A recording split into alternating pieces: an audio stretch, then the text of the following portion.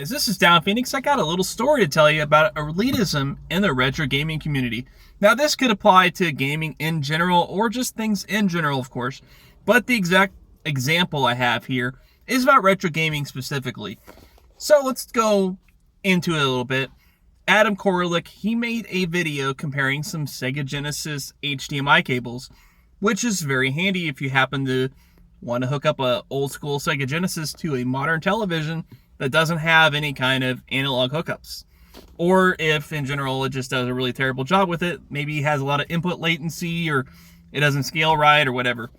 So anyways, Adam made a video, obviously reviewing these two different cables, and I saw Adam quote another person who was outright bashing the video and saying it was the worst review he's ever seen, which is kind of funny because, like, I've been a long-time viewer of Adam's channel, probably for the past 3-4 years, something like that. And Adam makes good videos. I mean, he does a really good job with that kind of stuff. He's not like a noob at this at all. He's been doing YouTube for quite a long time.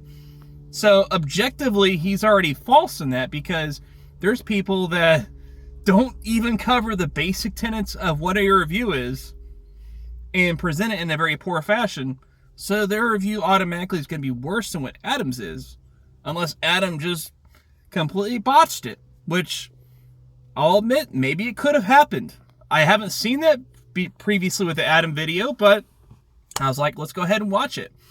So I watched a few minutes of it. Seems to cover all the basic tenets of what you would expect in such a review.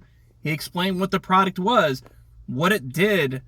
He explained some of the basic benefits and faults of the product and so on. So it was like a standard review. It's what you expect to see from a review of this product. And it was in-depth enough. It's not like he only shot it for a couple of minutes and gave just the bare minimum details. He did offer some details to the product. Maybe he didn't go into super specific technical things with the video, but hey, sometimes you don't need that, in a video. Sometimes you just need kind of the gist of what you need to know to see if the product's for you or not.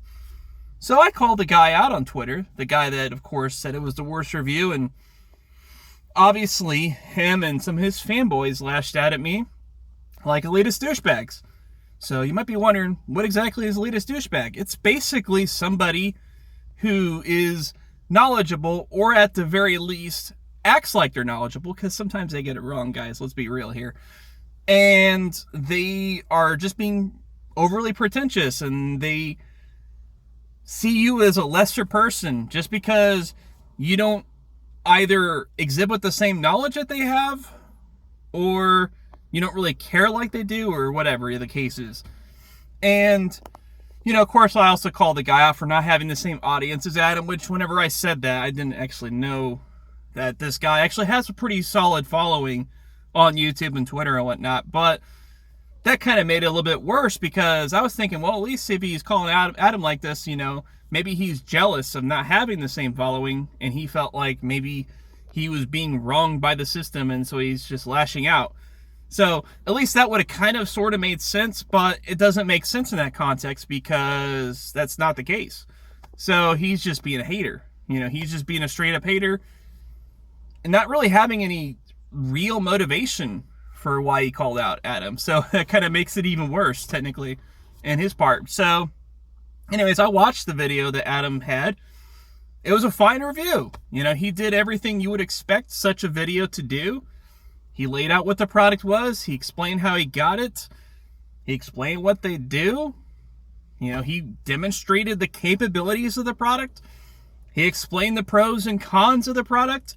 He made acknowledgments that other products are better. Products that you could spend potentially hundreds of dollars on, yes. But he also correctly pointed out that some of those products require extra detailing and configuration and things like that in order to get the optimal output of. And of course, these guys acted like that's not the case.